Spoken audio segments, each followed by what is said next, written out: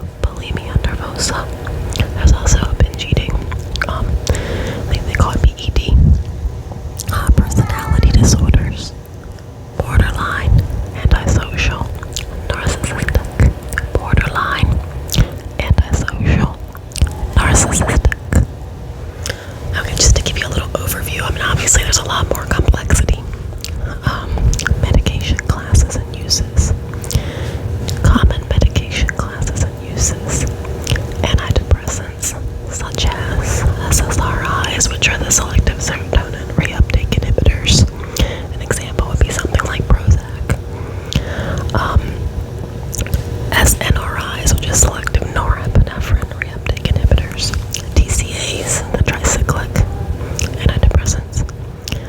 Conditions that these treat: depression, anxiety, OCD, insomnia. And the examples that are listed from this are fluoxetine, that's what I was saying, sertraline, which is Zoloft, or duloxetine.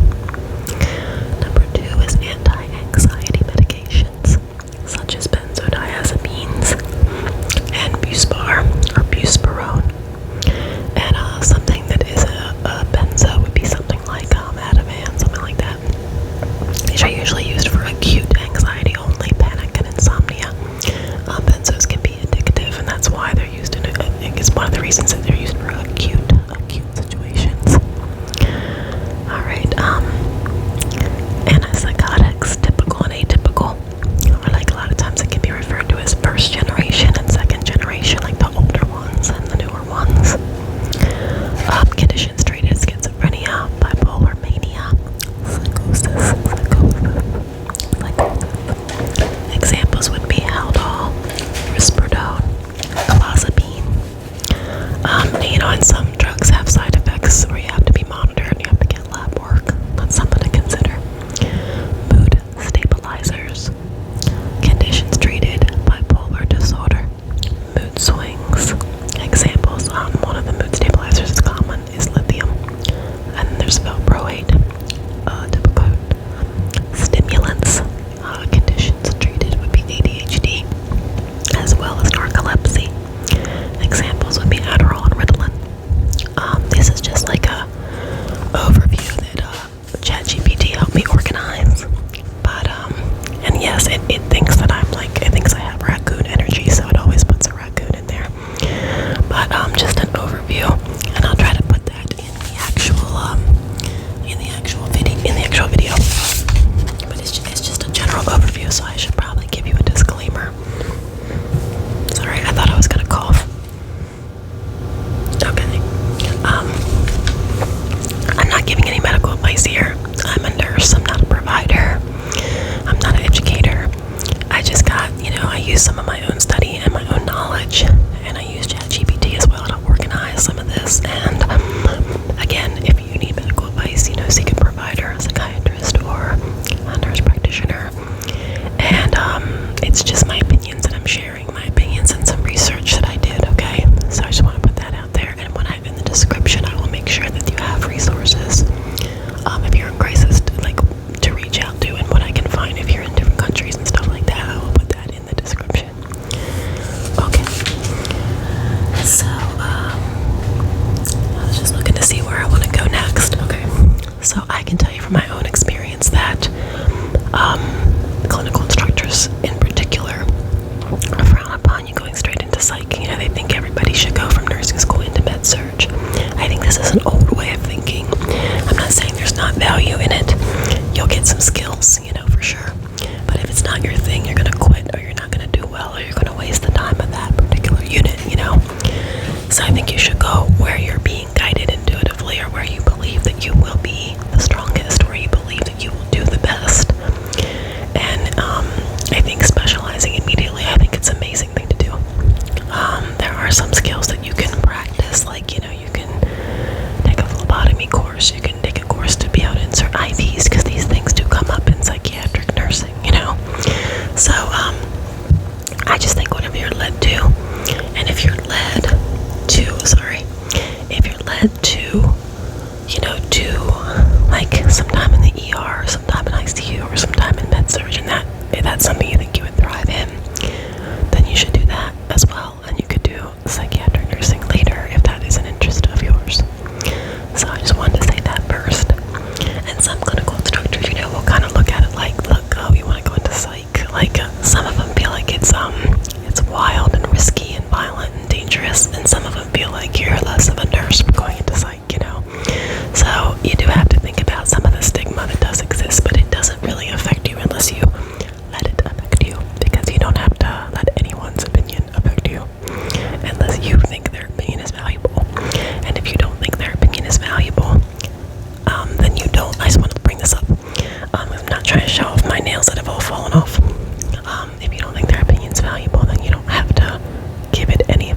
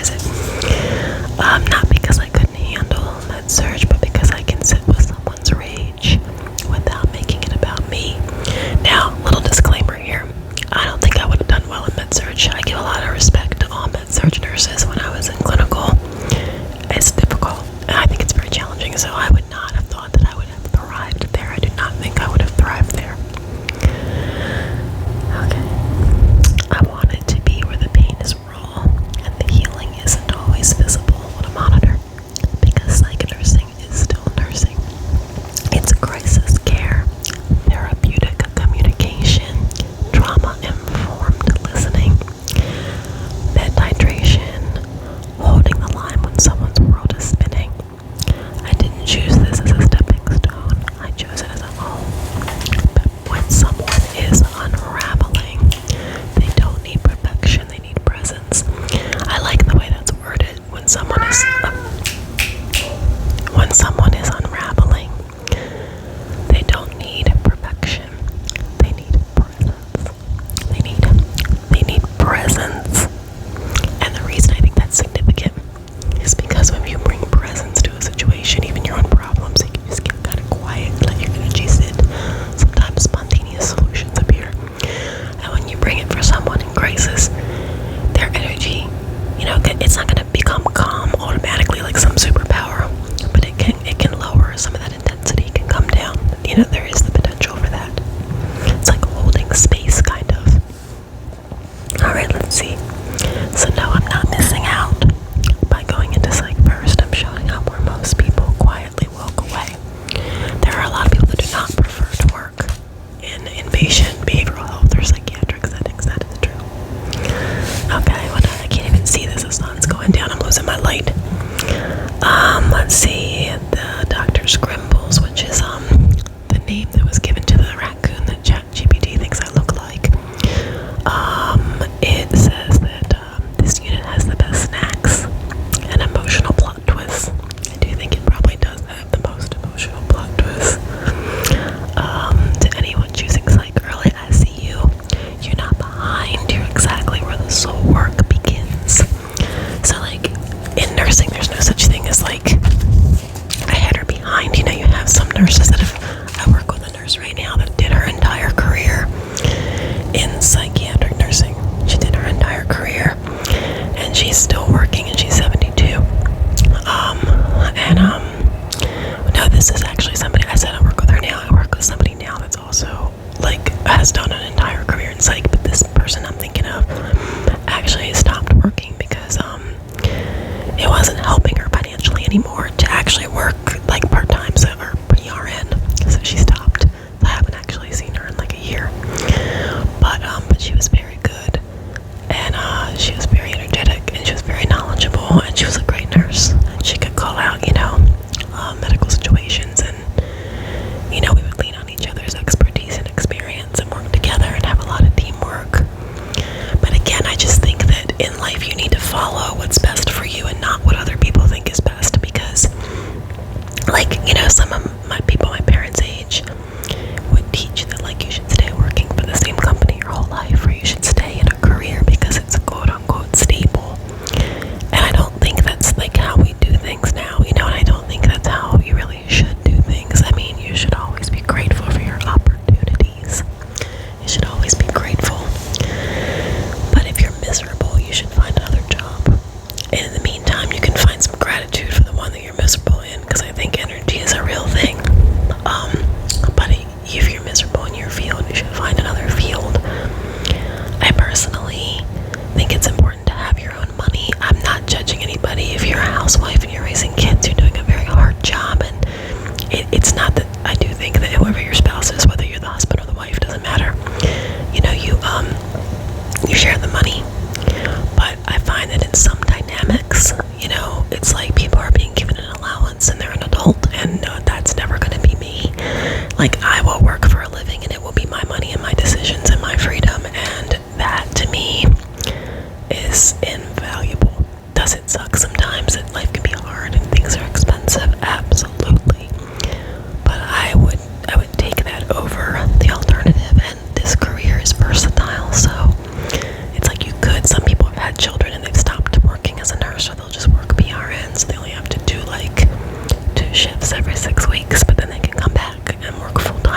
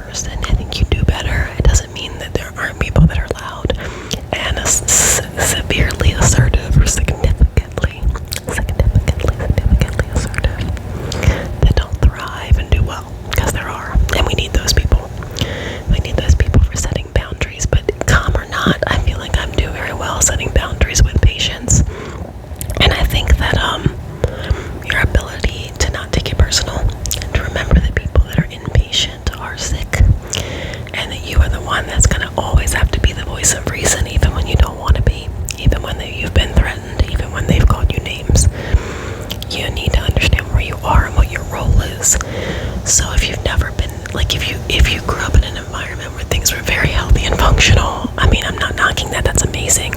It might be shocking to work in an inpatient psych unit where people will say very, very mean, harsh things, and they will verbally, physically threaten you, and sometimes they will attempt to actually harm you. You know, these are just realities of working in these environments. But I mean, there are also realities working in an ER or working in med-surg. I mean, the violence happens in healthcare. You know, in all areas of healthcare, it's a risk. It's something that we work to mitigate, and we work to find ways to be safer, to keep patients and staff and visitors and everyone safe.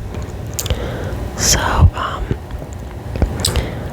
if you have questions about this video, or if you want me to go more in depth, like a learning class, of like go further into the disorders and the medications and things like that from a nursing perspective, I can do that in another video.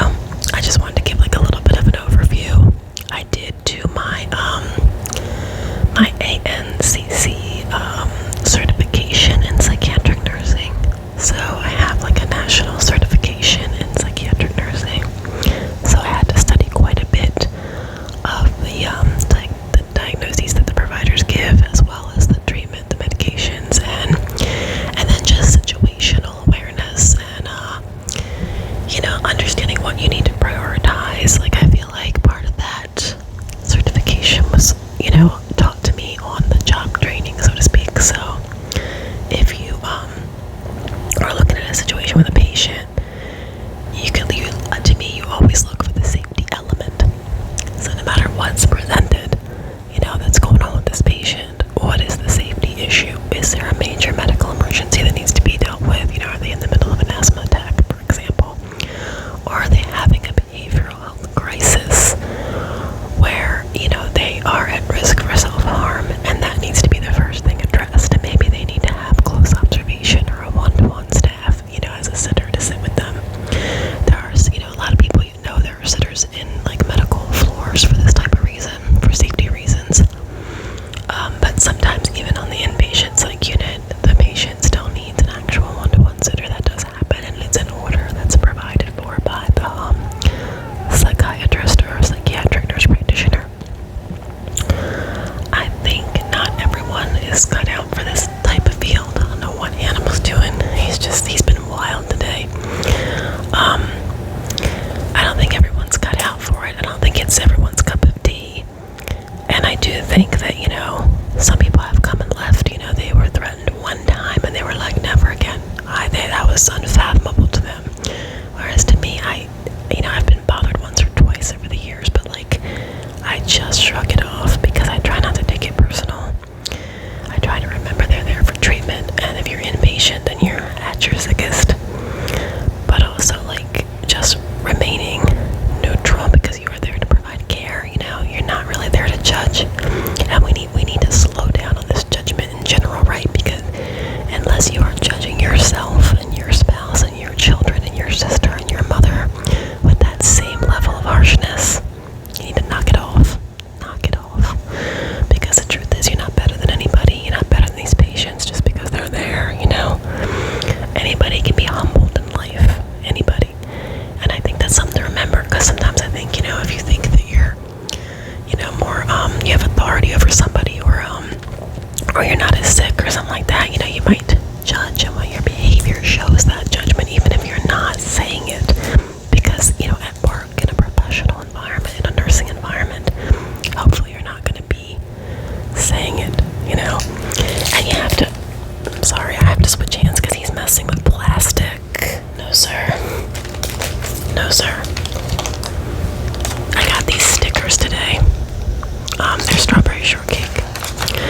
So, I guess what I'm saying is that, some people's personality would not do well in psych, but it doesn't mean that you couldn't kind of like train yourself to if you had an interest in it.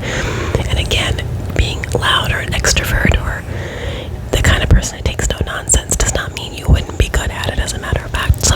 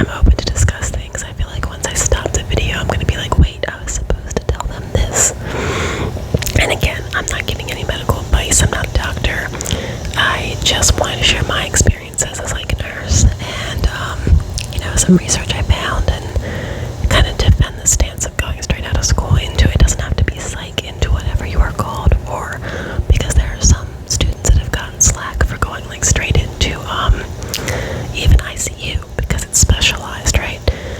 ICU tends to hire new grads more often than psych does, but I feel like that's a sign that they're willing to train you, because if you're new, you don't have any like bad habits per se, or you don't have to kind of unlearn what's different from another unit that you're working on that might not be the same in that environment. Like Hannibal. I think he's sleeping next to me, but he looks like he's my goodness. Okay, I had to startle him. Sorry. If you could have seen how he looked, he's been scaring me all day with his weird behavior. He's been meowing loud at me. I changed his litter. I fed him. He's very greedy. He needs to lose weight. I mean, I'm on a weight loss journey myself, and I feel for him, but he needs to. And he's just like doing zoomies and being extra needy. I just hope he's good. I got him a new vet today, so we'll be going in August. Alright, I'm gonna wrap up. Again, leave me questions about psych nursing in general, anything you want, and I'll try to add the photos in at the very end. Just an announcement, I guess. I am going